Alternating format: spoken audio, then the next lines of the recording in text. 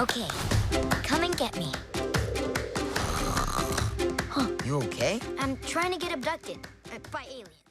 Hey everyone, Rascal here. And Mama, welcome to our channel, Paws On Animation, and our podcast. And today we're covering the Pixar movie, Elio. Now this movie was quite the topic last year, from its troubled production, overhaul of the plot, lack of advertisement, the mentioning of the absence of special characters, and most of all, the plot of the movie just didn't grab large audiences.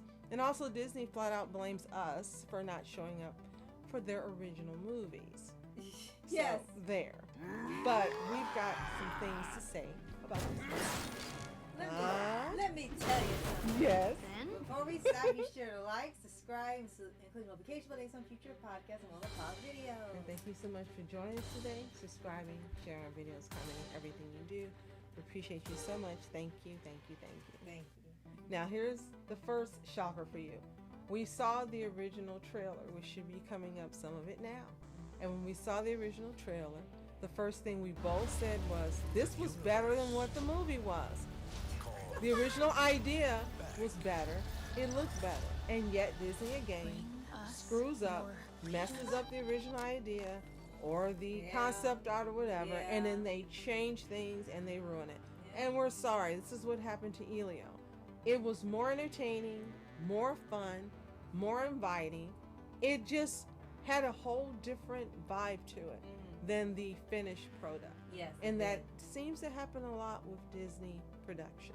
Yes, so this was no different. And it was such an overhaul because there was about a year or two before they released a new trailer.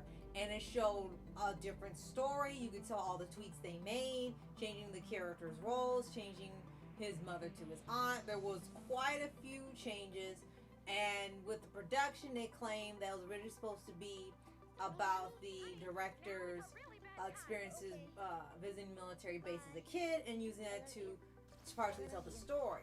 Well, after the 2020 event of the pandemic, there were a lot of change and overhaul. And it looks like the project was then moved to the director of Turning Red, and they were given the project. And after that, the story was changed because they felt it wasn't indicative to what they usually work with. So Elio was transformed from the original director's vision to the new director's version. Now will be more accessible to people, and hence why, And that's debatable. right, and hence why the movie ends up being divided with audiences. Some think it was felt relatable because they felt like Elio, and others felt like they should have just stuck with the first idea. So, before we tell you about what we thought worked and didn't work, let's go to a little more about the finished product. So, for those of you not familiar, Elio is a 2025 animated sci-fi adventure film produced by Pixar Animations for Walt Disney. And this is not a Pixar movie. None of the Pixar movies for the last few years have been Pixar movies. They've been Disney movies with the Pixar label. That being said, directed by Madeline Sarafin, Domi Shi, and Adrian Molina, and the story was written by Julia Cho, Mark Hammer, and Mike Jones, from a story developed by Molina, Sharafin, Shi, and Cho. That's just too many people. The film stars the voices we'll get into later, and basically he's an 11-year-old boy who's mistaken for intergalactic ambassador of Earth. And that, they could have done a lot with that, honestly. Yes. They could have done a lot with that. It's being done in other movies and television shows. But if you do it differently, it still can be entertaining, even though it's the same story.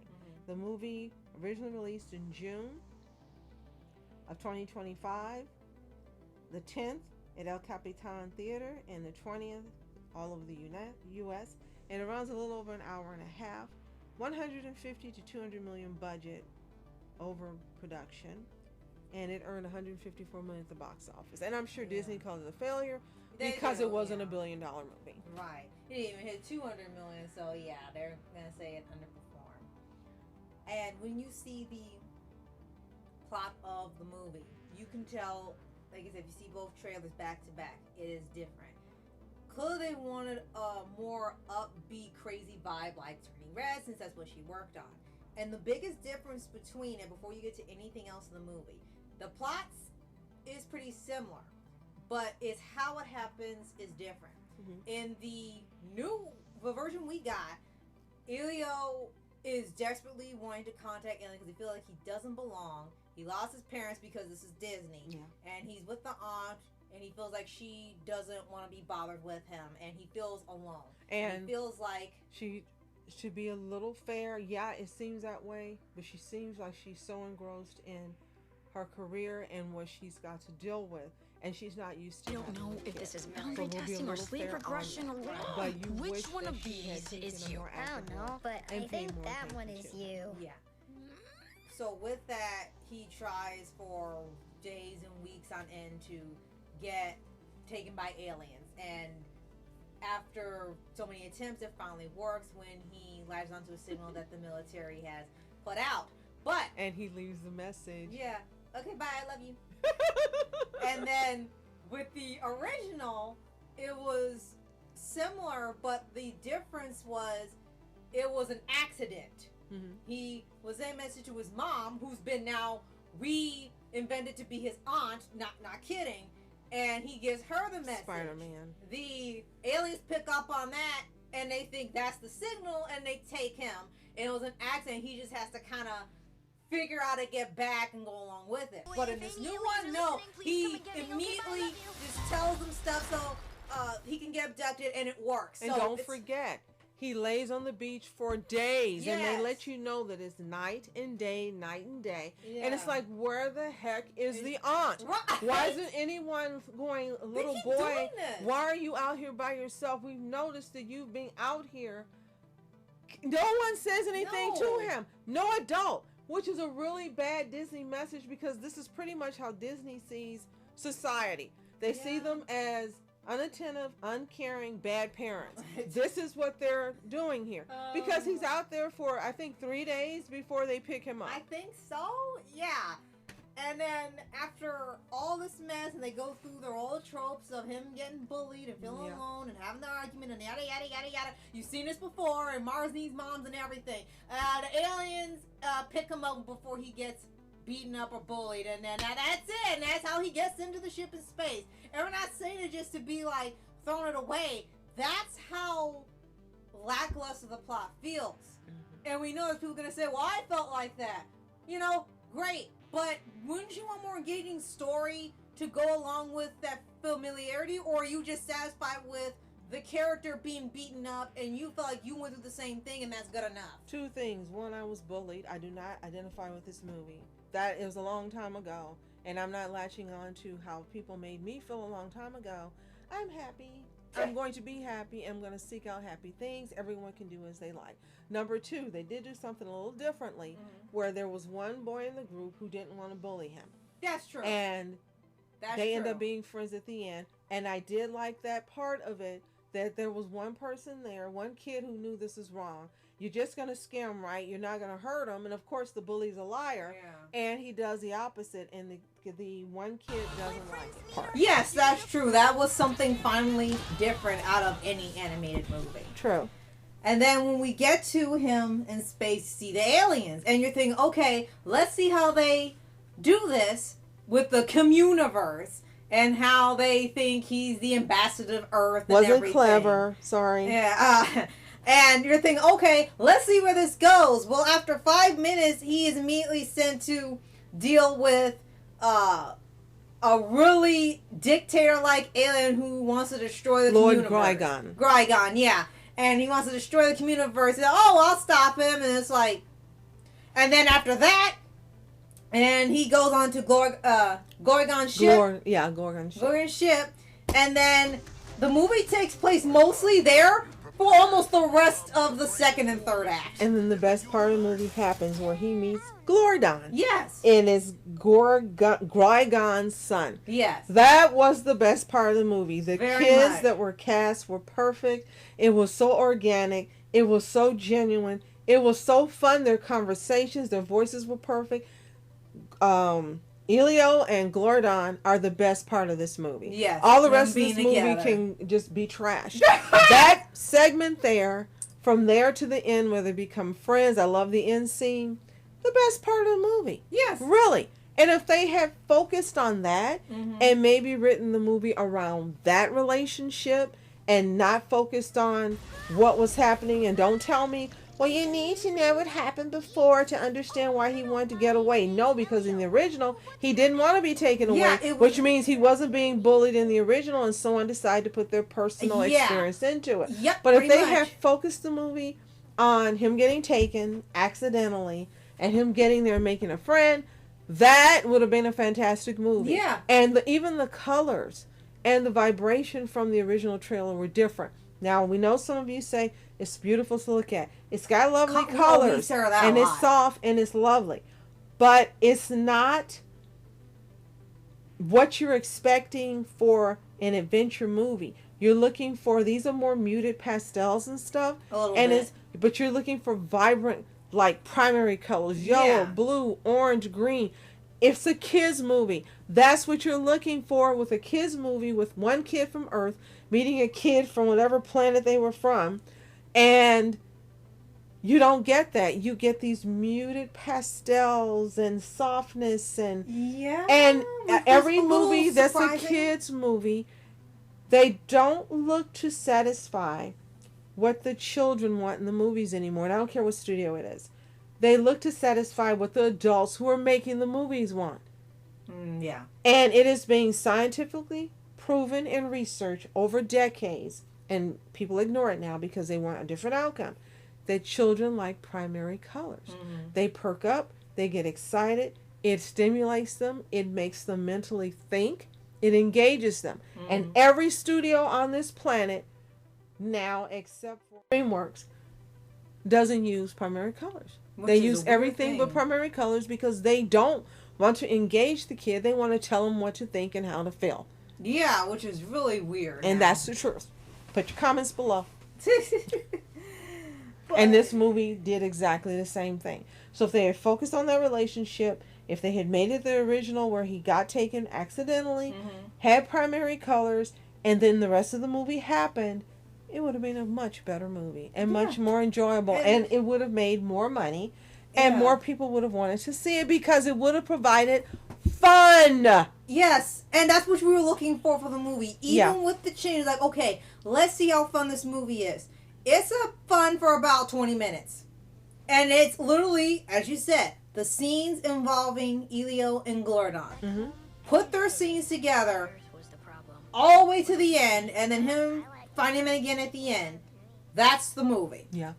And I know there's going to be a lot of people that really want to relay and feel relatability with him struggling with communication. But you got enough movies like that. There are a lot of movies like that already exist. Yeah, you know, not just Western animation, but anime as well. And it's like, you know, it's like the same thing with the romance in movies. Okay, you don't want to do it every movie, completely fine. Yeah. You want to have relatable characters like that in some movies, fine. But I don't want you to stop going cold turkey on what was making your movies fun just because you want me to support your movie because it's an original film. Because Disney's attack, which they used on employees, was, well, stop asking for original movies, you're not going to go see them. And then our counter for everybody who has responded has been, make them good and we'll show up. That's debatable about the originality, because I remember posting on X about a Cartoon Network series that came on years ago. Yeah, it's been... And it never returned. It was, I think, 8 or 10 episodes, and it was called Elliot from Earth. Yeah. And when they first started advertising this movie with the first trailer and the posters, it looked like Elliot from Earth. Yeah. And I know someone saw my post, and I kept saying this is not original. They just took this, even the name, Elliot, Elio. Come on. And they took the idea from it. If you guys saw it, it was on Cartoon Network, and it was a boy and his mom that ended up being taken by aliens to another planet where there was a dinosaur. Yes. And his mom, not his aunt, pay attention. Yeah. And he looked like this Elio, and they have these adventures, and somehow the mom ends up leaving him on the planet and going back to Earth.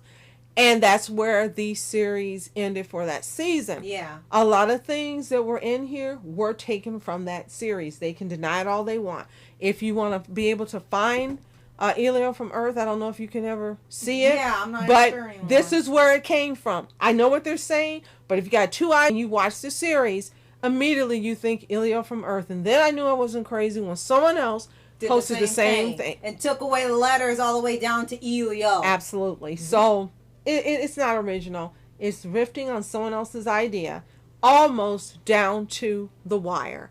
And that's unfortunate because, again, if they wanted original, he and Glordon were the original part. Yeah. And with the ending, we're going to tell you because this is important.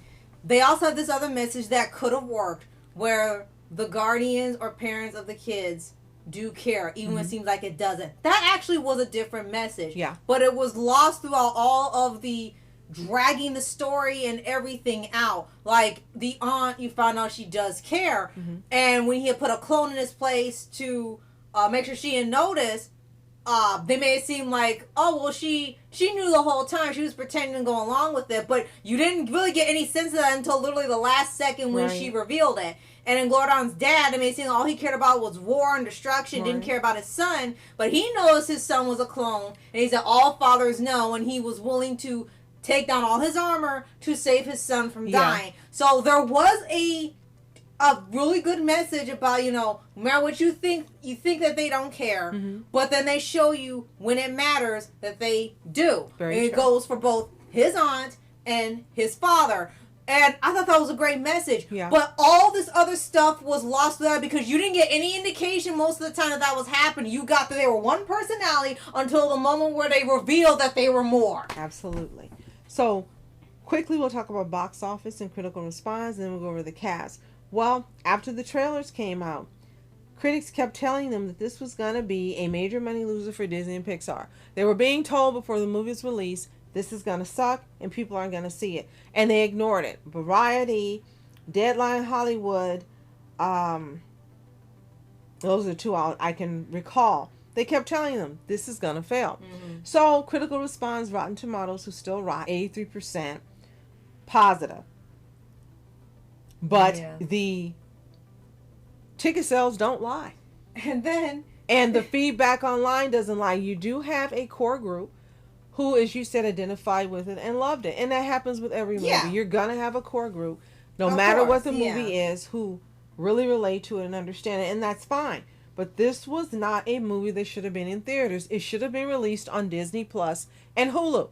That's where it belonged. And that's where it should have been released. And then they also blamed on people going to see K-pop Demon Hunters. Oh, you go praise that movie, but that was on Netflix. Netflix has sense enough to put K-pop Demon Hunters on Netflix. No, you gonna praise that, but you won't praise Elio. Stop comparing the movies. Granted, yes, they're two different films, but exactly, they're two different films, so you can't compare them. Yeah, absolutely. Yes. So them saying, "Oh, you don't show up to original," they showed up for that. So what's the problem? The story. Yeah, and then Disney sets themselves up to get nominated for a whole bunch of awards. Yeah, even an Oscar. Yes. And they won the Satellite Awards March 10th, 2026 for Best Motion Picture. Don't know how with all these other movies out there. But hey, it's Disney and this is how entertainment works. And this movie should have never been nominated for anything. They even have other movies that should have been nominated that they've made, but they weren't. So you ask yourself, why would a movie that had no business being nominated be nominated in place of other movies that were better that Disney has done, and they insist on submitting it for consideration? Go figure. All right, let's go over the voice cast. As Elio Solis, you had Jonas Kabrib, who was excellent. And he also voiced the other Elio, the clone, and he suggested recording both versions of the character simultaneously without a break. Really talented. Yes. He had Zoe Saldana as his aunt, Olga Solis, who should have been his mom. The aunt thing doesn't work. Yeah. Remy Edgerly as Glordon, who was excellent. Yes, very adorable. And he also voices other Glordon. Yes. The clone. Brandon Moon as Helix. Brad Garrett as Lord Grygon. Jamila Jamil as Questa. Too bad they're barely on screen. Yeah. Dylan Gilmer as Bryce. And he's the kid that didn't want to bully him and didn't want to play the trick. Right. Jake Getman as Caleb, Bryce's friend who bullied Elio. Matthias Schwinghofer as Tegman, an alien ambassador. And then you had quite a few. I'll just go through the surprises. Kate Mulgrew as the narrator of the Voyager 1, which was an excellent shout out because she portrayed Catherine Janeway, captain of the USS Voyager. That was excellent. Yeah. And then they had archival recordings of Carl Sagan talking about communicating with aliens. I guess that was the inspiration for the Communiverse. And they seem to use a lot of Sagan stuff when they do sci-fi things now. We seem to notice that with the past couple movies. So for us, the verdict, that portion of the movie with Elio and Glorden all the way to the end were the best parts of the movie.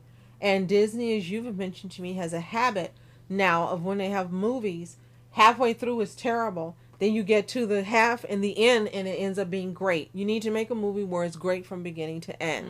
So our judgment is that's the best part of the movie. Because of that, it gets a C.